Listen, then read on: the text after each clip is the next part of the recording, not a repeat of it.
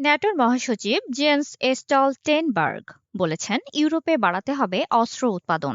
ন্যাটোর মহাসচিবের কেন এই আহ্বান তা ভাবিয়ে তুলেছে আপনাকে, তাই তো? তাহলে আসুন জেনে নেওয়া যাক ন্যাটোর মহাসচিবের এই উক্তির কারণ। রাশিয়া ২০২২ সালে ২৪ ফেব্রুয়ারি ইউক্রেন আক্রমণ করে। আন্তর্জাতিকভাবে এই আক্রমণকে আগ্রাসন হিসেবে বিবেচনা করা হয়, তবে দীর্ঘ সময় অতিবাহিত হওয়ার পর ২০২৩ সালের নভেম্বর ডিসেম্বরে প্রচণ্ড শীত পড়ার আগেই সুবিধাজনক অবস্থায় পৌঁছে যাবে ইউক্রেন, এমনটি ধারণা ছিল বিশেষজ্ঞদের।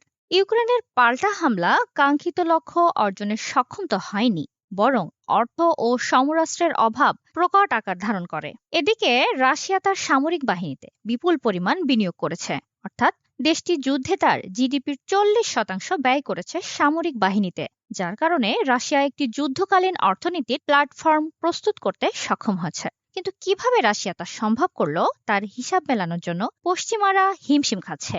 রাশিয়া ইউক্রেনের চলমান যুদ্ধের মেয়াদ ২ বছর ছুঁই ছুঁই। বিশেষজ্ঞদের মতে এই যুদ্ধ দীর্ঘমেয়াদী রূপ ধারণ করবে।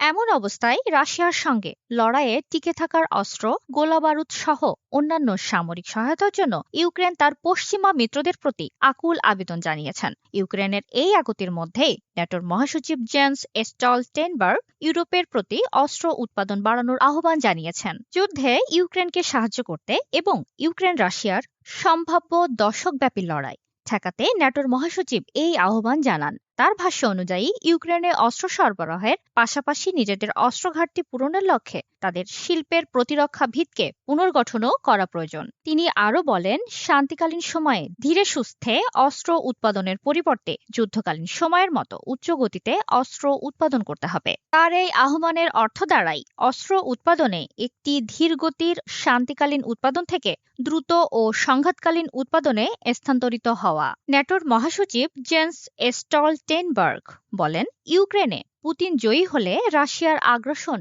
যে আর বৃদ্ধি পাবে না তার কোনো নিশ্চয়তা নেই। তিনি আরও বলেন, ন্যাটো রাশিয়ার সাথে যুদ্ধ চায় না, তবে সম্ভাব্য কয়েক দশকের সংঘর্ষের জন্য আমাদের নিজেদের প্রস্তুত থাকতে হবে।